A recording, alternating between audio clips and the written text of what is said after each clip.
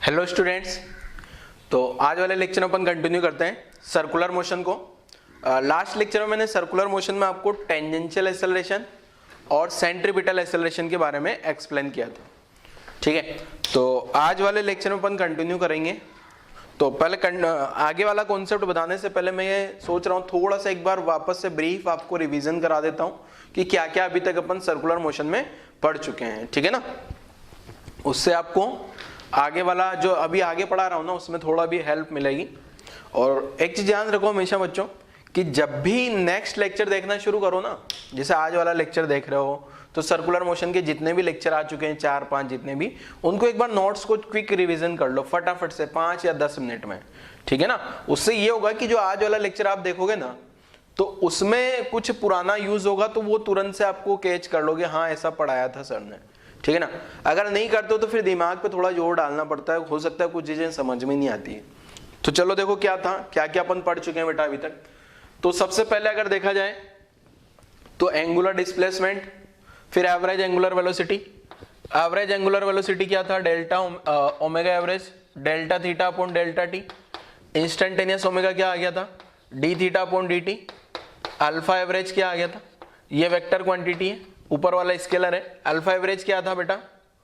Average लिखूंगा तो delta omega upon delta T, और इंस्टेंटेनियस लिखूंगा तो D omega by D T हो जाएगा। ये तो कहानी शुरुआती लेक्चर्स में अपन ने पढ़ी थी। ठीक है, शुरुआती लेक्चर्स में। और फिर अगर यहाँ अल्फा के बारे में देखा जाए तो 3 टाइप का मोशन बताया था अल्फा के बेसिस पे अपन ने। अगर अल्फा 0 हो तो उसको अपन ने यूनिफॉर्म मोशन बोला था। अल्फा 0 था यूनिफॉर्म मोशन, दूसरे में अल्फा कांस्टेंट और तीसरे में अल्फा वेरिएबल। ठीक है, अल्फा कांस्टेंट में यहाँ वेक्टर भी लगा देता हूँ। ये दोनों को मिला के अपन ने नॉन यूनिफॉर्म मोशन बोला था। ठीक है, नॉन यूनिफॉर्म मोशन। क्लियर है? इसके बाद अपन ने पढ़ा था क्या? Relation between linear velocity. तो v equal to omega R आया था, v equal to omega R. उसके बाद टेंजेंशियल एक्सेलरेशन पढ़ा। टेंजेंशियल एक्सेलरेशन क्या करता है बेटा? स्पीड को चेंज करता है क्या? ये स्पीड को चेंज करेगा। सेंट्रीपिटल एक्सेलरेशन क्या करता है? ये v स्क्वायर बाई आर होता है, ये डायरेक्शन चेंज करेगा। ठीक है, ये क्या करता है? डायरेक्शन चेंज करता है। ठीक है, ये लिखना नहीं है, सब कुछ लिखा हुआ है आपको लेक्चर्स में। ठीक है, फिर नेट एक्सेलरेशन जो आया, अगर मैं मैग्नीट्यूड में लिखूं तो ac square plus at square आता है, और वेक्टर फॉर्म में लिखें तो ac equal ac vector plus at vector. ये इतनी सारी कहानियां अभी तक अपन पढ़ चुके हैं। ठीक है, यहां तक की कहानी अपन अभी तक पढ़ चुके हैं। ac याद रखना है v स्क्वायर बाई आर होता है। अब अगर वेक्टर फॉर्म की बात करूं, इन्हीं में मैंने 3 फॉर्मूले वेक्टर फॉर्म के भी बताए आपको। वेक्टर फॉर्म वाले फॉर्मूले भी याद होने चाहिए आपको। v vector equal to omega cross R tangential acceleration, alpha cross R centripetal acceleration, omega cross v। ये सभी में एक चीज कैसे मैंने बोला याद रखने के लिए, ये सारे जो पैरामीटर है ना, ये एंगुलर वाले पैरामीटर है या सर्कुलर वाले पैरामीटर है। ठीक है, तो ये यहां तक की कहानी अपन कल तक वाले लेक्चर में कवर कर चुके हैं। तो आज वाले लेक्चर में क्या करना है यही आगे बढ़ेंगे बस।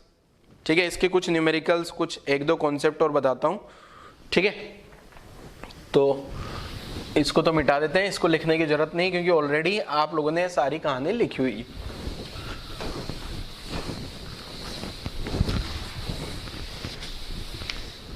चलो आगे बढ़ते हैं। आगे बढ़ते हुए मैं एक क्वेश्चन कराता हूं। सबसे पहले आपको क्वेश्चन क्या है देखो,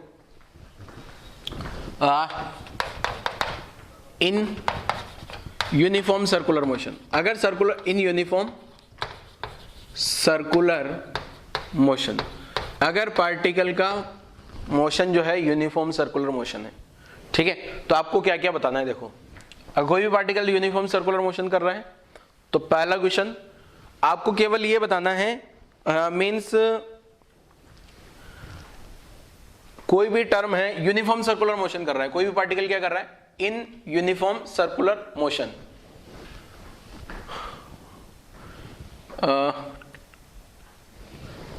एक सेकंड। तो अगर कोई भी पार्टिकल यूनिफॉर्म सर्कुलर मोशन कर रहा है, इन यूनिफॉर्म सर्कुलर मोशन, तो यूनिफॉर्म सर्कुलर मोशन में मैं ये बताना चाह रहा हूं, आपको क्या बताना है? जो पैरामीटर मैं बता रहा हूं क्या वो कांस्टेंट है या फिर वेरिएबल है, ठीक है। एक सेकेंड, क्या लिखना चाह रहा हूं मैं यार, एक सेकेंड। डायरेक्शन मैं टेबल बना के लिखता हूं।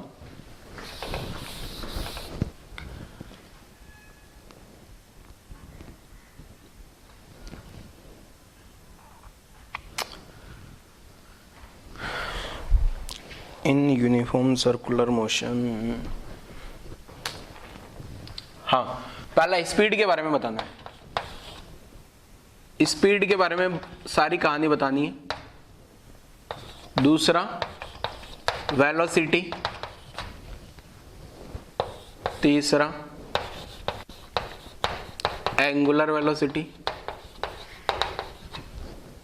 चौथा angular acceleration, fifth tangential acceleration, six centripetal acceleration,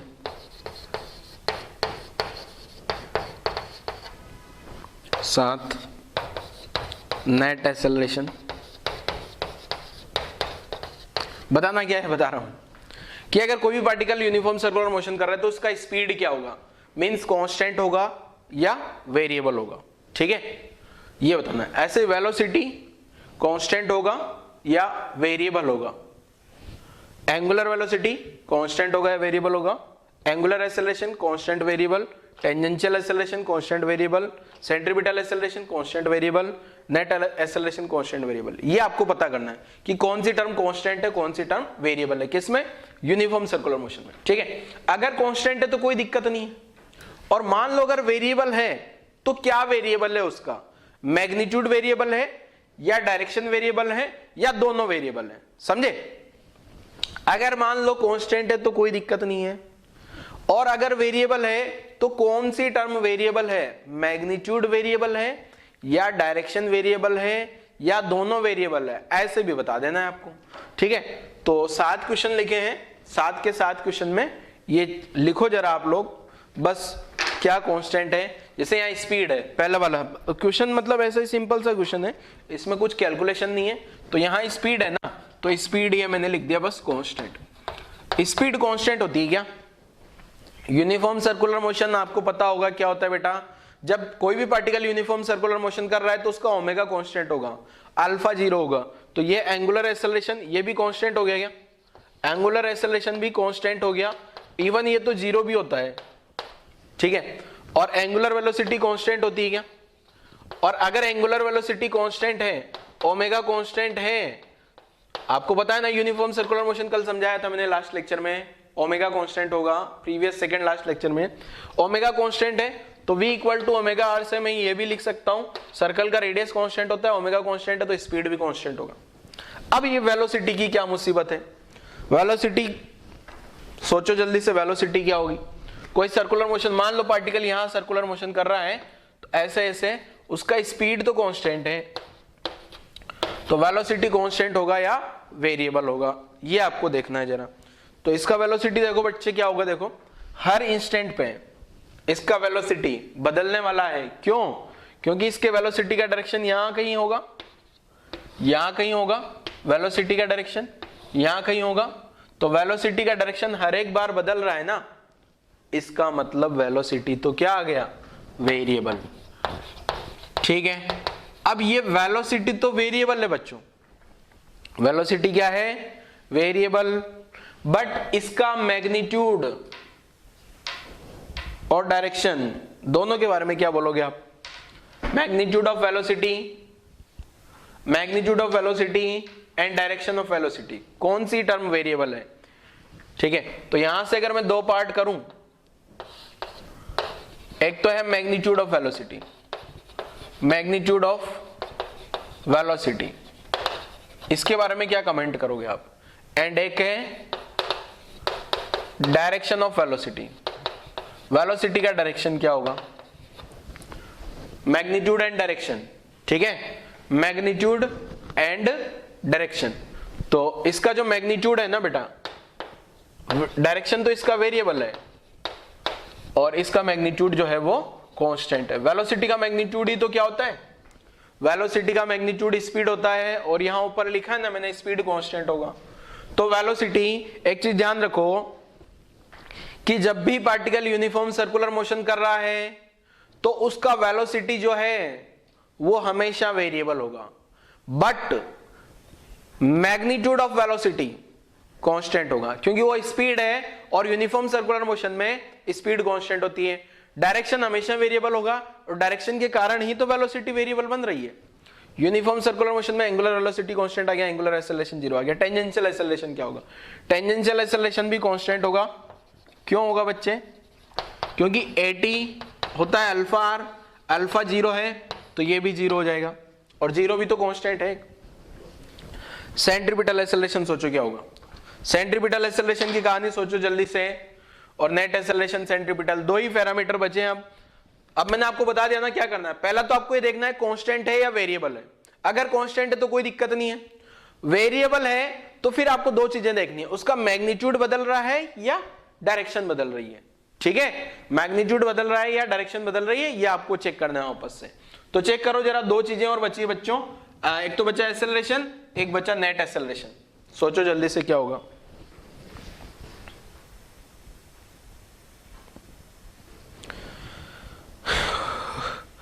सोचो सोचो फटाफट फटाफट से।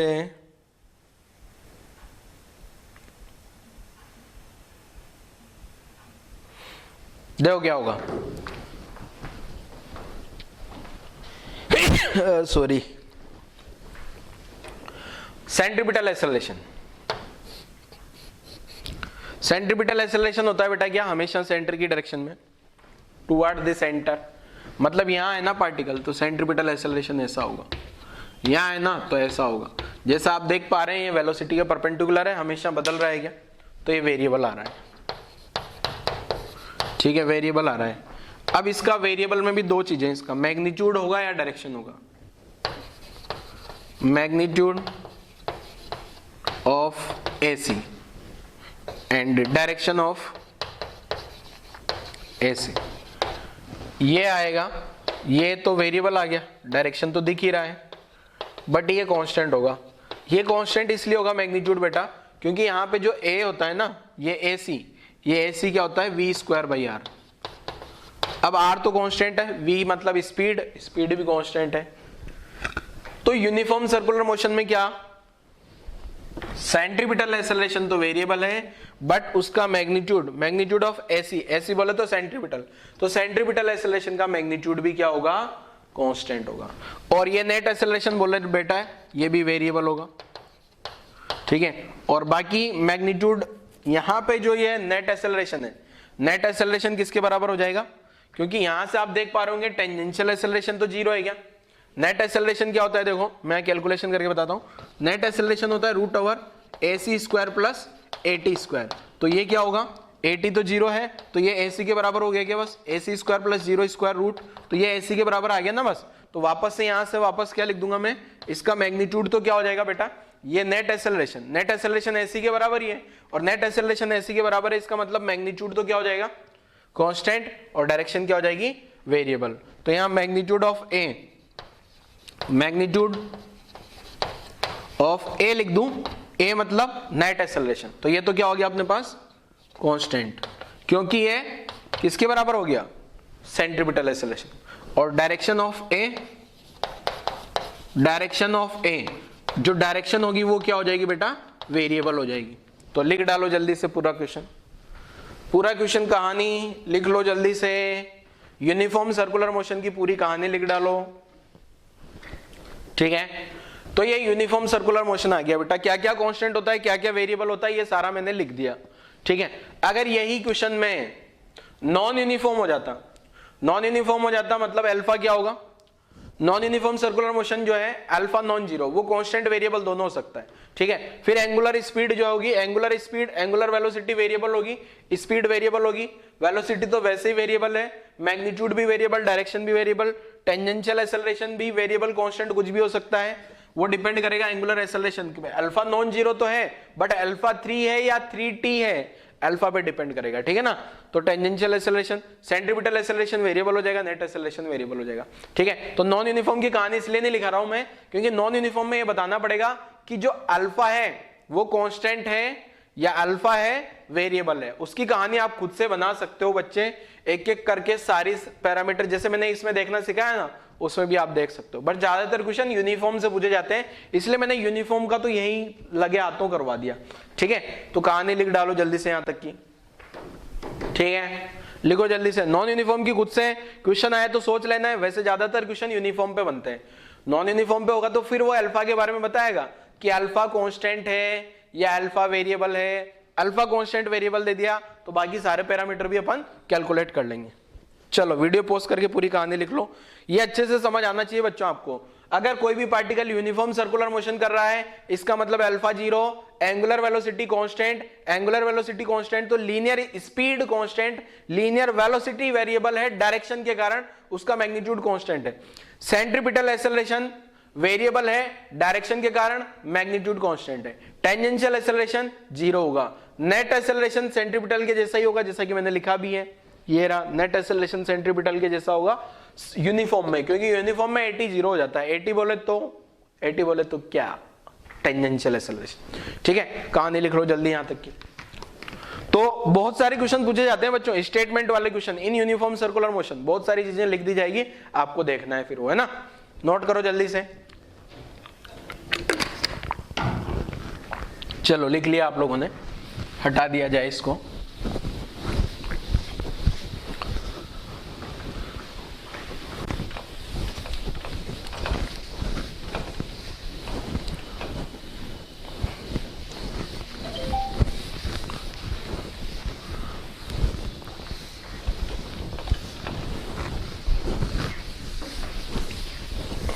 चलो आगे बढ़ते हैं।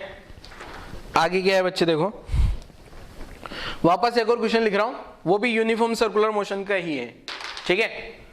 तो क्या है देखो, इन यूनिफॉर्म सर्कुलर मोशन क्या पता करना है आपको, एंगल बिटवीन, किस किस के बीच का एंगल पता करना है। देखो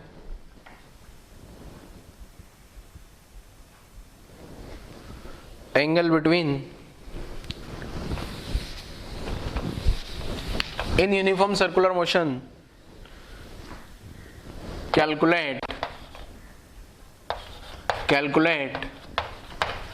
एंगल बिटवीन, ठीक है।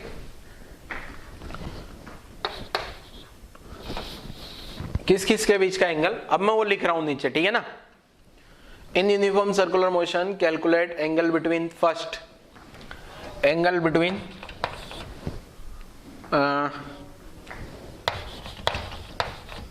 एंगुलर वेलोसिटी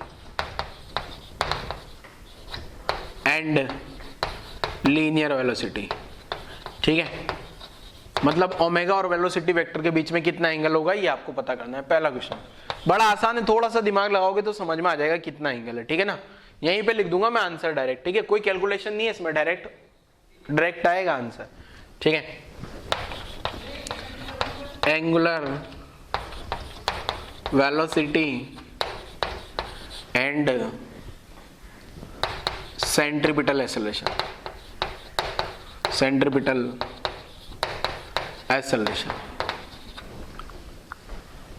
तीसरा लीनियर वेलोसिटी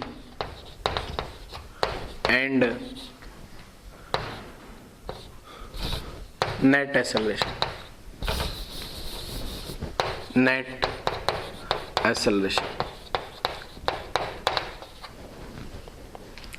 चौथा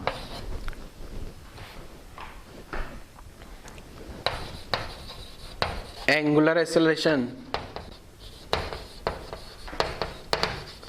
एंड नेट एक्सेलरेशन,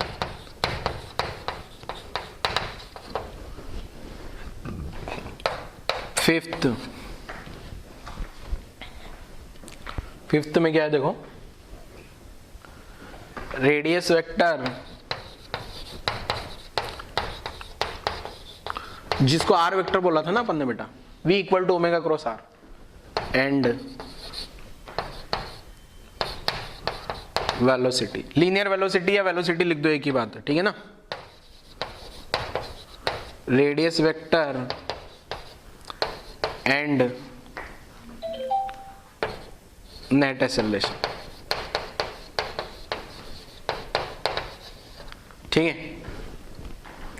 और कुछ बहुत सारे हो सकते हैं, मैं एक बार में एक डायग्राम बनाऊंगा तो सारे आंसर आप खुद से निकाल लोगे, बट मैं चाहता हूं एक बार खुद से आंसर तुक्के लगाओ। सर हम तुक्के नहीं लगाते, कॉन्सेप्चुअली सॉल्व करो एक बार, एक क्वेश्चन को एक बार कॉन्सेप्चुअली खुद से ट्राई करोगे तो आंसर आ जाएगा, ठीक है। तो ट्राई करो बच्चों, जल्दी से खुद से ट्राई करना है, वीडियो पॉज करो और ट्राई करो जल्दी से। चलो मैं सॉल्व कर दूं, देखो क्या होगा। अगर कोई भी पार्टिकल सर्कुलर मोशन कर रहा है, इसका मतलब वो जो पार्टिकल है यूनिफॉर्म सर्कुलर मोशन है। ये डायग्राम बनाया मैंने, ये सॉल्यूशन के लिए डायग्राम बना रहा हूं बेटा, यहाँ पे सारे आंसर निकाल लेंगे अभी अपन। आपको पता है पार्टिकल का वेलोसिटी इधर होता है, यूनिफॉर्म सर्कुलर मोशन है तो अल्फा 0, AT 0 और AC जो है होगा v²/r और A जो होगा वो भी AC के बराबर होगा, अभी भी बताया था मैंने। ये नेट एक्सेलरेशन है, A बोले तो नेट एक्सेलरेशन, ये आ गया। अब यहां से अगर बेटा देखा जाए तो नेट एक्सेलरेशन इस डायरेक्शन में आएगा क्या, सॉरी AC इधर आएगा, और ये जो AC है ना वही किसके बराबर भी हो जाएगा, ये जो AC है, AC जो है यही AC A के बराबर भी हो जाएगा। वेलोसिटी आ गई। अब मान लो पार्टिकल इधर इधर करके घूम रहा है, इधर इधर पर घूम रहा है, ये AC इस डायरेक्शन में इसलिए आ गया बेटा, AC वेक्टर और A वेक्टर का डायरेक्शन ये इस डायरेक्शन में इसलिए आ गया क्योंकि AT तो 0 है, AT 0 तो AC वेक्टर बरोबर A वेक्टर हो जाएगा, AT 0 होने के कारण इधर आ गए दोनों। अब क्या बचा, ओमेगा वेक्टर की डायरेक्शन किधर आ गई, ओमेगा वेक्टर की डायरेक्शन जो है अपने पास आ गई बाहर की डायरेक्शन में। यहां से पता लग रहा है जो ओमेगा वेक्टर है वो किधर आ जाएगा, बाहर की डायरेक्शन बोले तो k कैप, ऐसे ऐसे उंगलियों को रोटेट कराया, ओमेगा वेक्टर बाहर आ गया। तो पहला क्वेश्चन का आंसर लिख रहा हूं। पहला क्वेश्चन क्या, angular velocity and linear velocity. Angular velocity हमेशा बाहर है, लीनियर वेलोसिटी हमेशा ये इस टाइप से है, क्या इस टाइप से है, इस टाइप से है, तो दोनों के बीच में यहाँ बाहर बाहर बाहर बाहर एंगल कितना हो गया, 90 डिग्री हो गया बेटा, तो ये 90 डिग्री आंसर हो गया। अगला वाला खुद से ट्राई कर सकते हो क्या, angular velocity and centripetal acceleration. Angular velocity बाहर है क्या, सेंट्रीपिटल इधर, सेंट्रीपिटल इधर, और भी सेंट्रीपिटल लिखना चाहूं मैं तो ये ऐसे सेंटर की तरफ आएंगे क्या, सबके सब एक्सेलरेशन सेंटर की तरफ आएंगे, मतलब ये वाला एंगल भी कितना आ गया अपने पास, 90 डिग्री, ठीक है।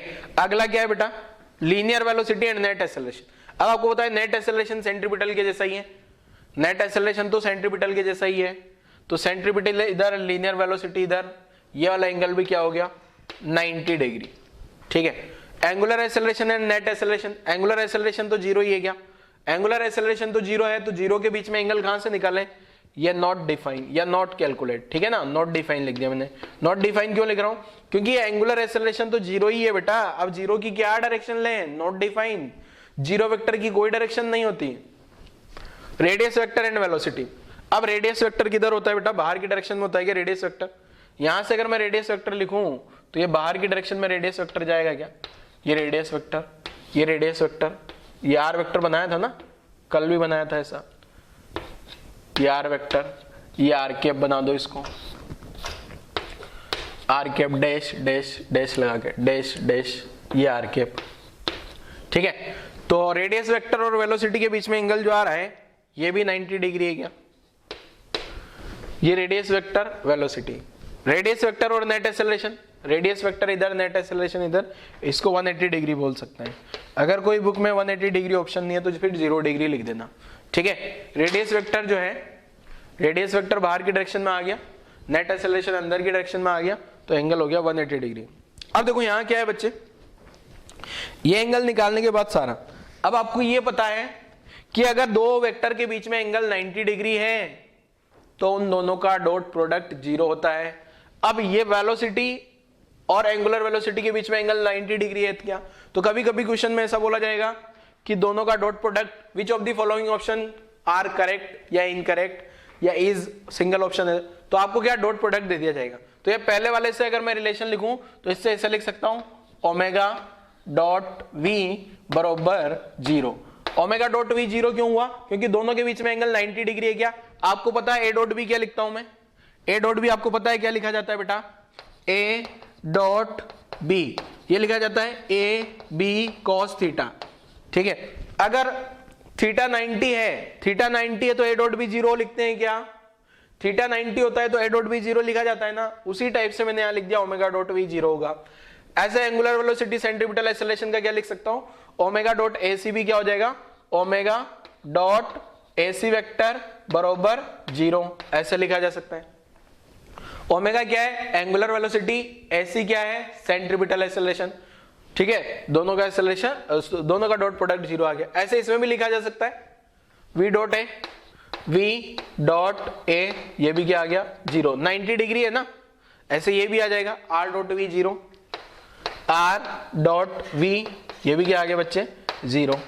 अब यहां डॉट प्रोडक्ट 0 नहीं होगा, क्रॉस प्रोडक्ट 0 होगा। ठीक है, रेडियस वेक्टर क्रॉस एक्सेलरेशन ये क्या आ जाएगा 0 वेक्टर। 0 वेक्टर क्यों आएगा बेटा, दोनों मिला के 0 आ जाएगा। ठीक है, इसमें डॉट प्रोडक्ट 0 नहीं आएगा क्योंकि cos 180 का वैल्यू 0 नहीं होता, sin 180 0 होता है। ठीक है, तो लिख लीजिए जरा यहां तक की कहानी भी। इस टाइप से क्वेश्चन, ये जो दोनों क्वेश्चन है मैंने ऑब्जेक्टिव क्वेश्चन पूछे जाते हैं स्टेटमेंट वाले या फिर इसी टाइप के जिसमें कोई कुछ कैलकुलेशन नहीं होती, डायरेक्ट कॉन्सेप्ट होते हैं। तो ये कॉन्सेप्ट आपको पता होंगे तो आप आंसर लगा दोगे। ठीक है, तो यहां तक की कहानी लिखो जल्दी से, वीडियो पॉज करके, वीडियो पॉज करिए और यहां तक की कहानी लिख डालो जल्दी।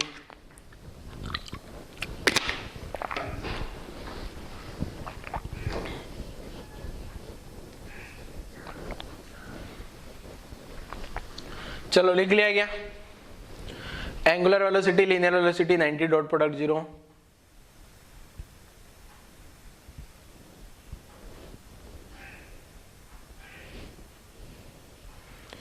मिटा दें,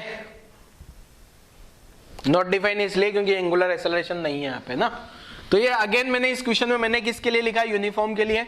नॉन यूनिफॉर्म की कहानी आप खुद से दिमाग लगा के कर सकते हो जब क्वेश्चन दिया गया होगा। तो रटना कुछ भी नहीं है, ये दोनों क्वेश्चन को रट के नहीं बैठ जाना। आप रट लोगे तो सारी कहानी फिर गड़बड़ हो जाएगी। थोड़ा सा भी चेंज किया ना, ऐसा क्वेश्चन नहीं आएगा एग्जैक्ट, बट इसी से मिलती जुलती लैंग्वेज इस टाइप के क्वेश्चंस आपको बहुत मिलेंगे। यूनिफॉर्म सर्कुलर मोशन लिख के तो आपको ये देखना है। ठीक है ना, चलो आगे बढ़ते हैं।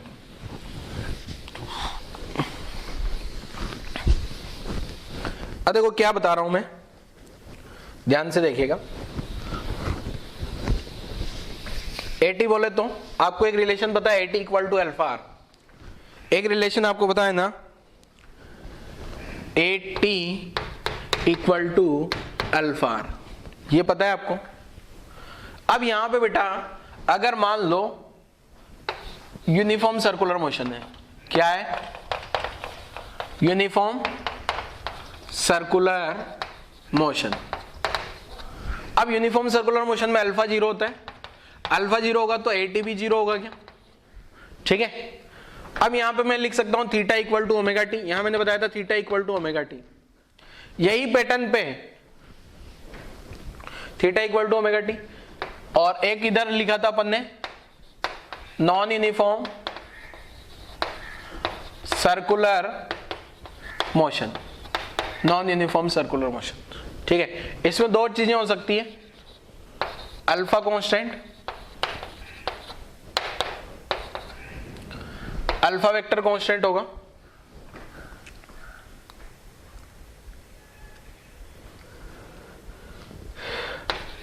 Alpha variable. ठीक है, तो ऐसी सिचुएशन में यहां पे जो AT होगा ना, AT वेक्टर कांस्टेंट नहीं होगा, AT का मैग्नीट्यूड कांस्टेंट होगा। मैं मैग्नीट्यूड लिख रहा हूं यहां पे। AT वेक्टर का डायरेक्शन तो क्या होगा बेटा, वेलोसिटी की डायरेक्शन में होगा, तो ये तो हर बार वेरिएबल होगा। ठीक है ना, वेलोसिटी की डायरेक्शन या अपोजिट डायरेक्शन में होता है तो AT तो वेरिएबल होगा, बट उसका मैग्नीट्यूड कांस्टेंट होगा। यहां पे AT भी वेरिएबल आ जाएगा, मैग्नीट्यूड। ठीक है, यहां पे भी 80 का मैग्नीट्यूड यहाँ कांस्टेंट होगा, यहाँ वेरिएबल होगा। ठीक है, अब ये वाली इक्वेशंस तो मैंने बता रखी है यहाँ पे। यहां जो इक्वेशंस है मैंने कौन सी इक्वेशन बता रखी है आपको? देखो पहले तो मैं ये 80 के बारे में बात करता हूं। 80 है क्या चीज? 80 क्या चीज है? टेंजेंशियल एक्सेलरेशन क्या करता है? कोई भी पार्टिकल अगर सर्कुलर मोशन कर रहा है, ये कहानी अपन ने पहले भी पढ़ी हुई है, एक बार पहले मैं प्रीवियस लेक्चर में एक्सप्लेन कर चुका हूं, पर वापस रिलेट कर रहा हूं टेंजेंशियल एक्सेलरेशन से, क्योंकि टेंजेंशियल एक्सेलरेशन अपन ने लेटेस्ट कल वाले लेक्चर में पढ़ा है, और ये इस टाइप की टेबल शायद मैंने उससे पहले वाले लेक्चर में बताई थी, सेकंड लास्ट लेक्चर में, और लास्ट लेक्चर में 80 के बारे में जिक्र किया था मैंने। अब देखो मैं यहां से ये बताना चाह रहा हूं बच्चे कि जो पहले तो टेंजेंशियल एक्सेलरेशन को अच्छे से समझो आप, फिर मैं जो यहां समझाऊंगा ना इस टेबल के थ्रू, वो आपको थोड़ा फील होगा उसका। देखो टेंजेंशियल एक्सेलरेशन ये बताता है कि पार्टिकल का स्पीड जो है वो कैसे बदल रहा है सर्कुलर मोशन में।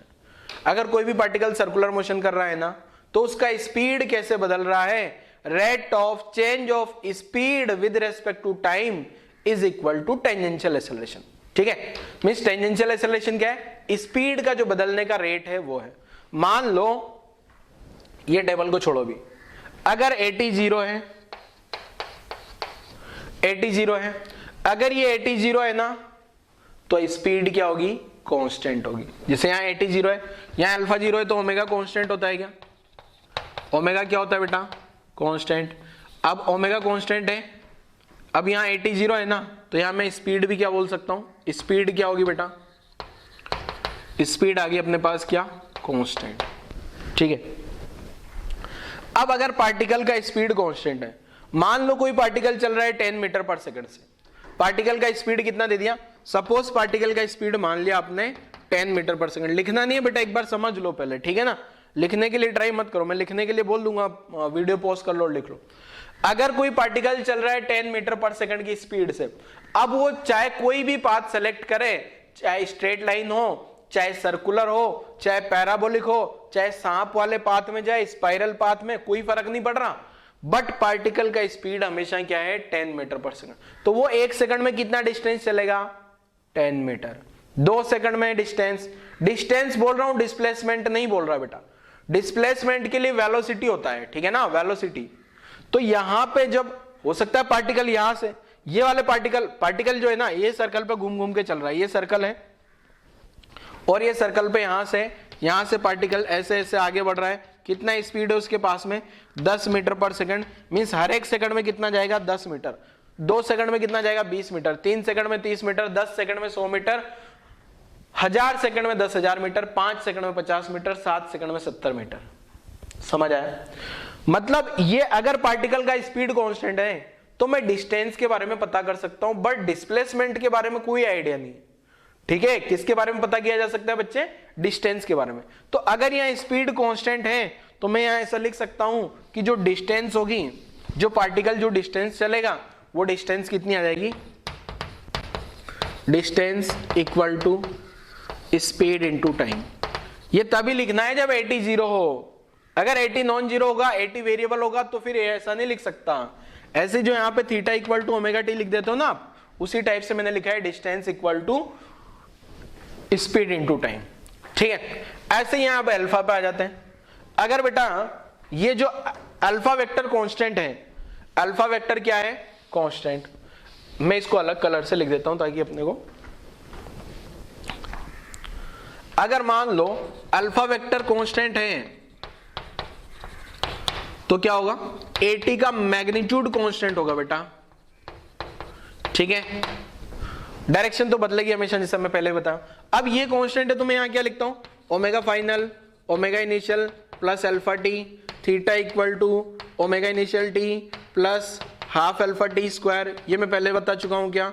Omega final square, omega initial square plus 2 alpha theta. वैसे ही सेम पैटर्न पे यहां क्या लिखेंगे देखो। अब यहां v equal to U plus 80 तो लिखेंगे, बट यहां a की जगह 80 इंटू टी। देखो क्या, वापस समझना बेटा, ये जो टेंजेंशियल एक्सेलरेशन होता है ना, टेंजेंशियल एक्सेलरेशन क्या होता है? स्पीड कैसे बदल रही है। मान लो ये जो 80 दिया है आपको, ये दिया है 3 मीटर पर सेकेंड स्क्वायर। इसका मतलब है स्पीड जो है पार्टिकल का स्पीड वो हर एक सेकंड में 3 मीटर पर सेकंड से इंक्रीज कर रहा है। ठीक है, इसका मतलब क्या है, इसको ऐसा लिख सकता हूं 3 मीटर पर सेकंड अपॉन 1 सेकंड। इसका मतलब ये हुआ बच्चे कि ए पार्टिकल जो सर्कुलर मोशन कर रहा होगा, उस सर्कुलर मोशन में पार्टिकल का स्पीड हर एक सेकंड में 3 से इंक्रीज कर रहा है। ठीक है, इसका मतलब क्या हुआ, पार्टिकल का जो स्पीड है वो हर एक सेकंड में कितना इंक्रीज कर रहा है, 3 मीटर पर सेकंड। ठीक है, तो 2 सेकंड बाद कितना हो जाएगा, मान लो रेस्ट से चलना शुरू किया उसने, रेस्ट शुरुआत में 0, 1 सेकंड बाद 3, 2 सेकंड बाद 6, देन 9, फिर 12। तो यही तो फॉर्मूला वैलिड हो गया ना, v equal to U plus A T into T. तो v equal to U plus A T into T में बस ये हुआ कि जो अपन वहां इक्वेशन लिखते थे, वहां लिखते थे v, क्या लिखते थे वहां पे 1D में, वेलोसिटी। वेलोसिटी ना हो गया, यहाँ स्पीड हो गया, final speed, initial speed, tangential acceleration. ठीक है, और वहां जो s जो वहां डिस्प्लेसमेंट होता था वो यहाँ डिस्टेंस हो जाएगा। दूसरी इक्वेशन मैंने s ut plus half A T into T square V square U square plus 2as। ठीक है, यहां पे v क्या है, फाइनल स्पीड, u क्या है, इनिशियल स्पीड, s क्या है, डिस्टेंस। ठीक है, s क्या हो गया, डिस्टेंस। at तो पता ही है, टेंजेंशियल एक्सेलरेशन t टाइम है। ठीक है, ये ऐसी कहानी आ गई। और ये जो सबसे लास्ट वाला बचा है उसको अपन ज्यादा टाइम देंगे नहीं, उसका तो ज्यादा टाइम देने की जरूरत नहीं है। इसमें तो जो है,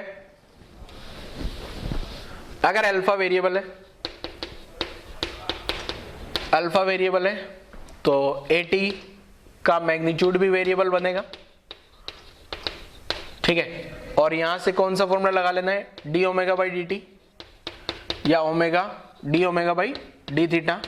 ऐसे यहां पे जो at क्या लिख देना है, dv by D T, v dv by D S. यहां पे भी v क्या है बेटा, स्पीड है, v स्पीड है, एंड s क्या है, डिस्टेंस। ठीक है, नोट कर लो, नोट करो जल्दी से यहां तक की कहानी।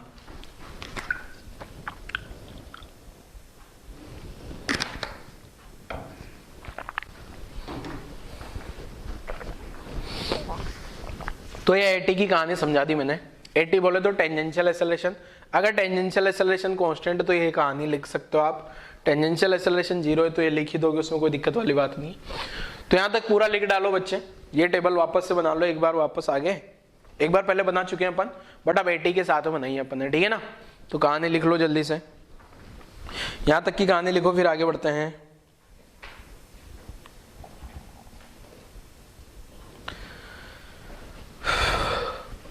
चलो वीडियो पॉज करके लिख लेना, इसको मिटा देते हैं। अब ये इसका कोई क्वेश्चन भी कर लेते हैं एक आध।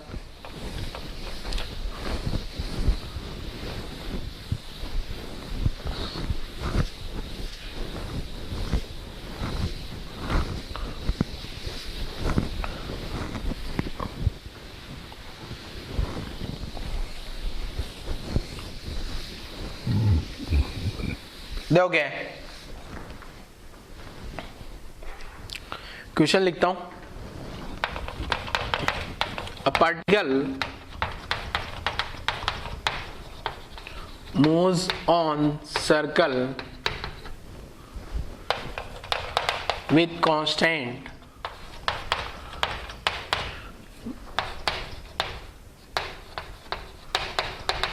टेंजेंशियल एक्सेलरेशन या constant angular acceleration, constant angular acceleration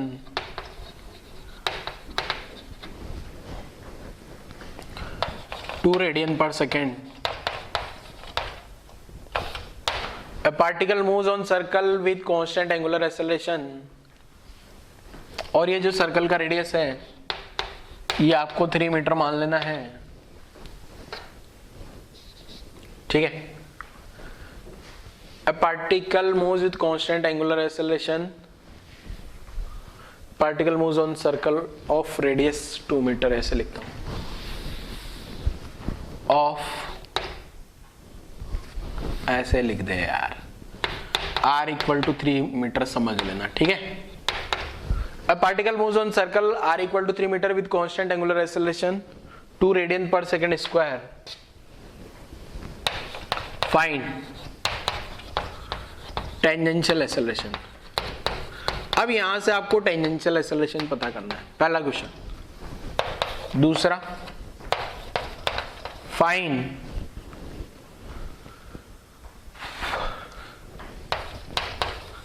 speed of particle at time t equal to 10 second if initial speed of particle is 0। ठीक है, पार्टिकल का initial speed, if initial speed of particle is 0, ठीक है। Third, find distance travel by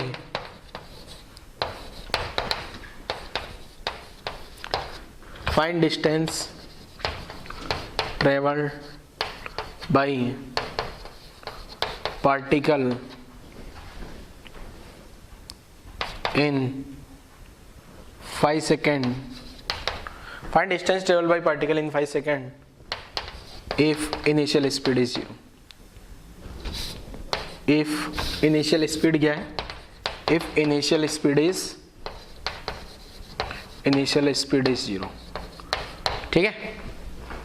solve करो जल्दी से। Particle moves on a circle, circle का radius दिया है, कांस्टेंट एक्सेलरेशन से भाग रहा है, टेंजेंशियल एक्सेलरेशन क्या होगा? पहला वाला क्वेश्चन बहुत आसान है, पहला वाला क्वेश्चन तो बहुत ज्यादा आसान है बच्चों, ठीक है। दूसरा, find speed of particle at t equal to 10 second. Initial speed 0 दिया है, डिस्टेंस ट्रेवल पूछा है तीसरे क्वेश्चन में। चलो सोल्व कर लेते हैं जरा, क्या है पहला, सबसे फर्स्ट वाला question. AT equal to alpha, alpha कितना दिया है 2, रेडियस कितना दिया है 3, ये आ गया 6 मीटर पर सेकंड स्क्वायर, पहला वाला आंसर। दूसरे में क्या है बेटा? स्पीड, मैंने अभी बोला v equal to u plus AT into T लगा लो। यहाँ v equal to u plus AT में टेंजेंशियल एक्सेलरेशन हो जाएगा, v और u इनिशियल फाइनल स्पीड हो जाएगी, s डिस्टेंस हो जाता है, ठीक है ना, अभी बताया मैंने। तो फाइनल स्पीड इनिशियल 0 मान लेनी है, ये 6 बोला है, कितनी देर बाद? 10 सेकंड बाद, 10 सेकंड बाद बताना है ना, तो ये कितना आ गया 60 मीटर पर सेकंड, ठीक है। थर्ड वाले क्वेश्चन में कौन सी इक्वेशन लगा लेनी है? s equal to ut plus half AT into T square, distance initial speed 0, half 86 आ गया, 5 स्क्वायर, तो डिस्टेंस कितना आ गया 3 इंटू 25, 75 मीटर इस क्वेश्चन का आंसर हो जाएगा, ठीक है। थर्ड वाले पार्ट का नोट कर लो जरा, नोट कर लीजिए, ये इस टाइप से क्वेश्चन हो गया अपना। तो बड़ा आसान सा क्वेश्चन है बच्चों, इजीली सोल्व कर सकते हो।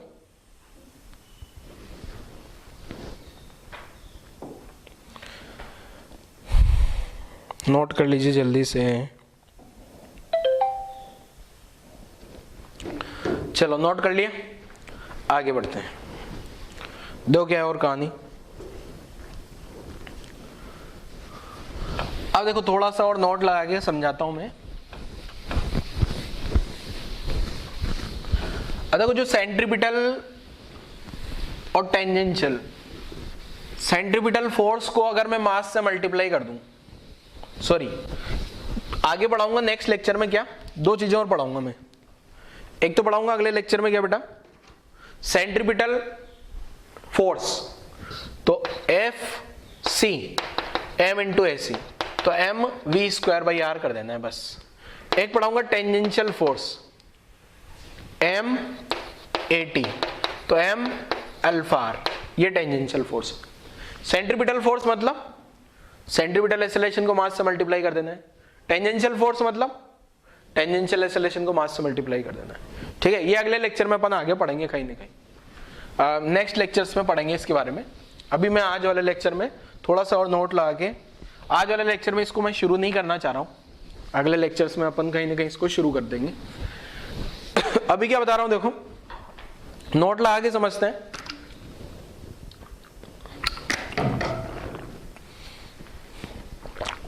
अब कुछ बच्चों के दिमाग में कंफ्यूजन हो रहा होगा, सर ये सारी इक्वेशन में आपने पहले तो वेलोसिटी बोला था, डिस्प्लेसमेंट बोला था, आज वाले लेक्चर में स्पीड और डिस्टेंस बोल रहे हो, तो वो कंफ्यूजन मैं अभी आपका दूर करता हूं। देखो नोट लगा के क्या कंफ्यूजन बच्चों को होता है, जनरली बच्चों को ये कंफ्यूजन हो जाता है। देखो बेटा क्या है, अगर मैं डिस्टेंस को डिफरेंशिएट करूंगा, सॉरी डिस्प्लेसमेंट को D by D T of, अगर मैं यहाँ डिस्प्लेसमेंट लिखता हूं तो यहां निकल के आता है मेरे पास क्या, वेलोसिटी। क्या निकल के आता है, वेलोसिटी। और यही डिस्प्लेसमेंट की जगह अगर मैं डिस्टेंस कर दूं, यही डिस्प्लेसमेंट की जगह मैं क्या कर दूं बच्चे, डिस्टेंस कर दें, तो ये निकल के आता है क्या, स्पीड। ध्यान रखना, ठीक है। अब अगर मैं इसको लिखना चाहूं तो ऐसे लिख सकता हूं, मैथमेटिक्स में ds बाई डी टी बरोबर वेलोसिटी, ठीक है। या फिर छोड़ो, ये तो आपको आता ही है, ds by D T equal to v, displacement को ऐसे डिनोट करते हैं, ठीक है। तो ये डिस्प्लेसमेंट को डिफरेंशिएट करूंगा वेलोसिटी आएगा, डिस्टेंस को डिफरेंशिएट करूंगा स्पीड आएगा। ऐसे ही जो अगली लाइन, वेलोसिटी को अगेन डिफरेंशिएट करते हैं, D by D T of velocity, तो ये वेलोसिटी को जो डिफरेंशिएशन करने पे आता है ना, ये आता है एक्सेलरेशन। और यहां पे अगर मैं स्पीड को डिफरेंशिएट करता हूं, किसको बेटा, स्पीड को, तो ये आता है टेंजेंशियल एक्सेलरेशन। ये ध्यान रखना बेटा, क्या आता है ये, टेंजेंशियल एक्सेलरेशन। बहुत बड़ा ब्लंडर मिस्टेक बच्चे यहां कर जाते हैं। अब अगर इसका फॉर्म लिखूं मैं, ऐसे लिखूं D V vector upon D T बराबर एक्सेलरेशन, ऐसे ही तो लिखूंगा ना, वी वेक्टर वेलोसिटी। अब यहां क्या करना है, बस मुझे डी बाई डी टी, आपको पता है इस वेलोसिटी का बस यहां पे मैग्नीट्यूड लिख लें। वेलोसिटी का मैग्नीट्यूड क्या हो जाता है प्यारे बच्चे, स्पीड। तो ये हो जाएगा टेंजेंशियल एक्सेलरेशन। मैग्नीट्यूड इधर वेक्टर इसलिए नहीं लिखा मैंने क्योंकि यहां मैग्नीट्यूड है, तो ये भी मैग्नीट्यूड। स्पीड तो वैसे भी स्केलर क्वांटिटी है, टेंजेंशियल एक्सेलरेशन भले ही वेक्टर है, वेक्टर का कंपोनेंट है ना, सॉरी एक्सेलरेशन का कंपोनेंट है ना। एक्सेलरेशन के दो कंपोनेंट होते हैं सर्कुलर मोशन में, एक टेंजेंशियल और एक सेंट्रीपिटल, दोनों ही वेक्टर होंगे। टेंजेंशियल वेलोसिटी के सेम डायरेक्शन में, अपोजिट डायरेक्शन में, सेंट्रीपिटल हमेशा सेंटर के डायरेक्शन में लगता है, ठीक है। तो ये यहाँ पे कंफ्यूजन होता है जनरली बच्चों को, तो ये मैंने लिख दिया। तो ये एक तो ये हो गया, एक और कंफ्यूजन मैं दूर कर देता हूं।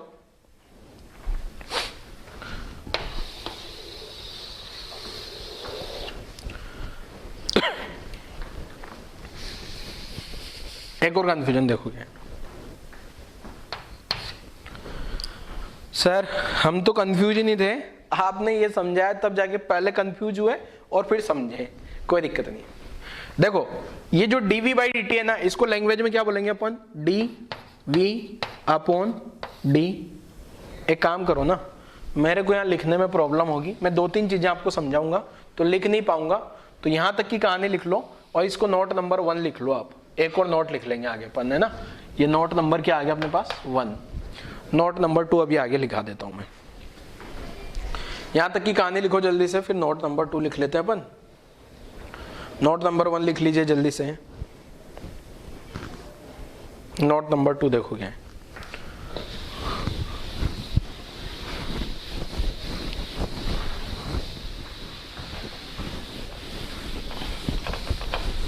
चलो नोट नंबर 2 पे आ जाते हैं।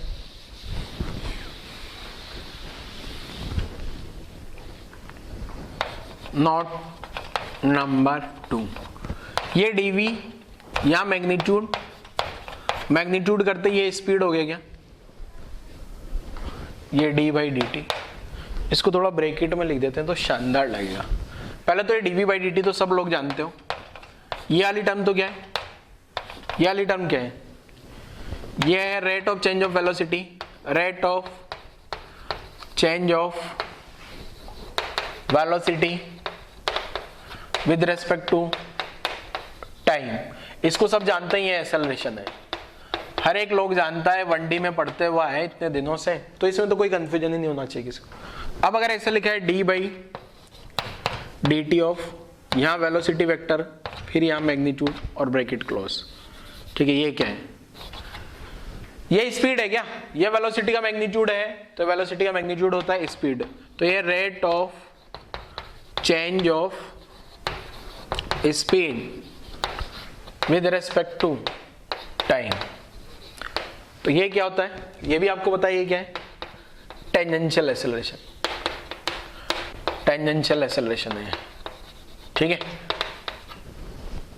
एक और, एक में क्या है बेटा, D V vector upon D T और फिर यहां मैग्नीट्यूड लगा दिया। तो ये कौन सी टर्म है, ये जो नीचे लिखा है ना, कौन सी टर्म है, ये देखने में तो लग रहा है मैग्नीट्यूड है। अब ये किसका मैग्नीट्यूड है, क्या एक्सेलरेशन का मैग्नीट्यूड है या टेंजेंशियल एक्सेलरेशन का मैग्नीट्यूड है? सोचो जरा क्या होगा। ये dv बाई डी टी जो है, dv by D T whole ये।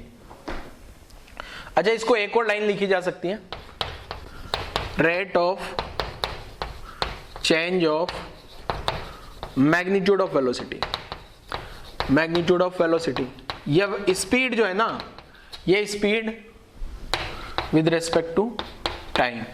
ठीक है, ये एक और तरीके से इसको लिखा जा सकता है। ठीक है, ये जो मैग्नीट्यूड ऑफ वेलोसिटी, यही तो स्पीड होता है। अरे आपको पता होगा ना बेटा, स्पीड क्या होता है, मैग्नीट्यूड ऑफ वेलोसिटी, तो ऐसे भी तो लिखा ही जा सकता है ना इसको। तो अगली वाली टर्म देखो, ये वाली टर्म क्या है, D V by D T mod, ये है magnitude, magnitude of rate of change of velocity with respect to time. ठीक है, मतलब अगर देखा जाए तो ये वाली लाइन और ये वाली लाइन में बस ये मैग्नीट्यूड उठ के यहां आ गया।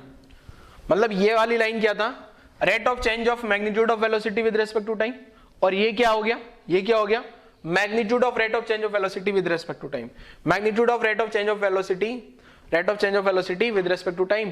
तो ये है क्या, मैग्नीट्यूड ऑफ एक्सेलरेशन, ये है मैग्नीट्यूड ऑफ एक्सेलरेशन। ये मैग्नीट्यूड का सिंबल है, थोड़ा बड़ा बन गया इसलिए उसको छोटा करते हैं। ये है क्या बेटा, magnitude of rate of change of velocity with respect to time. ठीक है, तो नोट कर लो, कोई कंफ्यूजन नहीं होना इसमें। ठीक है, क्वेश्चन पूछे जा सकते हैं, वही स्टेटमेंट वाले क्वेश्चन पूछे जाते हैं यहाँ पे जनरली। तो कहानी लिख डालो बच्चे यहां तक की। ठीक है, यहां तक की कहानी लिख लो। अब इसके बाद जो है मैं डायनेमिक्स के नेक्स्ट पार्ट जो है वैसे अगले लेक्चर में पढ़ेंगे अपन, पर थोड़ा सा मैं कवर कर देता हूं। अभी मैंने बताया था अगर कोई भी सर्कुलर मोशन कर रहा है, कोई भी पार्टिकल सर्कुलर मोशन कर रहा है, अगर कोई भी पार्टिकल सर्कुलर मोशन कर रहा है तो कौन सा एक्सेलरेशन कंपलसरी है, बताओ जरा, टेंजेंशियल, सेंट्रीपिटल, एंगुलर या नेट एक्सेलरेशन? अगर कोई भी पार्टिकल सर्कुलर मोशन कर रहा है तो कौन सा एक्सेलरेशन जरूरी है?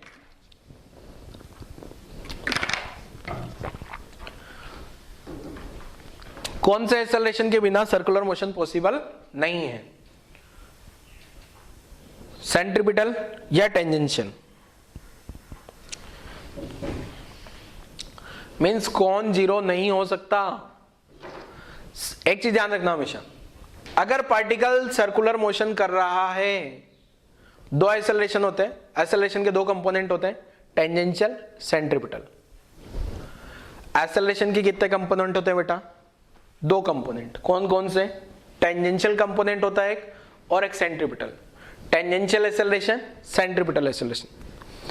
टेंजेंशियल एक्सेलरेशन का काम होता है स्पीड बढ़ाने का और घटाने का, स्पीड बढ़ाने का या घटाने का। और अगर स्पीड कांस्टेंट है, स्पीड कांस्टेंट है तो टेंजेंशियल एक्सेलरेशन जीरो हो जाता है। ठीक है, टेंजेंशियल एक्सेलरेशन क्या हो जाता है? जीरो। अब आता है एक सेंट्रीपिटल एक्सेलरेशन। सेंट्रीपिटल एक्सेलरेशन का क्या काम है? डायरेक्शन बदलने का। सेंट्रीपिटल एक्सेलरेशन का क्या काम बच्चे? डायरेक्शन बदलेगी, पार्टिकल का जो मोशन हो रहा है वेलोसिटी का डायरेक्शन बदलेगा हर बार। कौन? सेंट्रीपिटल। इसका मतलब सेंट्रीपिटल एक्सेलरेशन तो हमेशा हमेशा हमेशा होना ही चाहिए।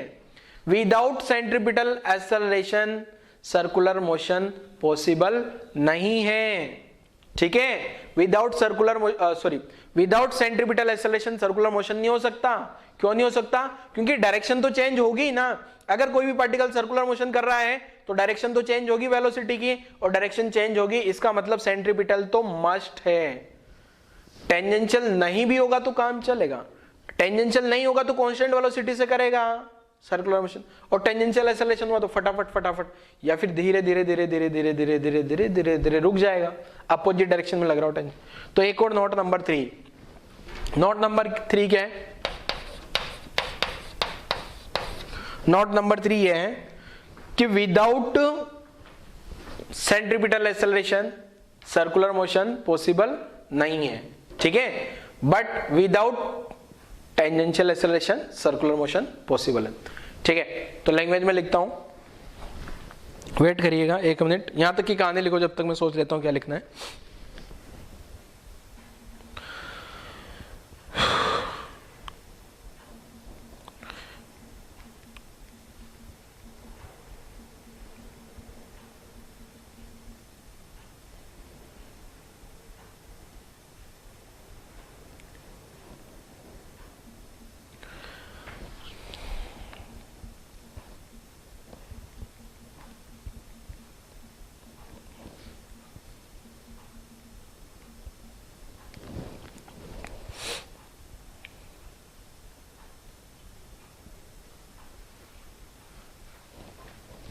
देखो क्या लिख रहा हूं, देखो यहां ऐसा लिखता हूं मैं,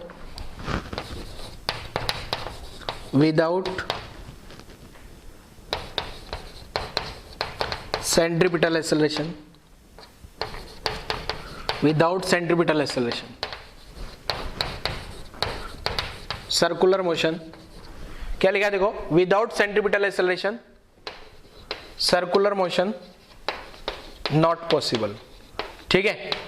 मीन्स अगर पार्टिकल सर्कुलर मोशन कर रहा है तो सेंट्रीपिटल एक्सेलरेशन तो होगा ही होगा, ठीक है, बट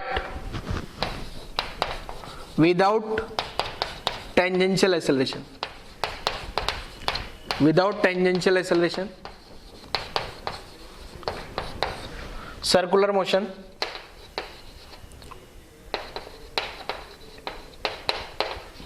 पॉसिबल है, ठीक है, क्योंकि 80 तो जीरो भी हो सकता है ना, बट ऐसी कभी जीरो नहीं होता, ऐसी कभी जीरो नहीं होता, क्योंकि ऐसी तो होता है v²/r और v कभी जीरो नहीं हो सकता, ठीक है।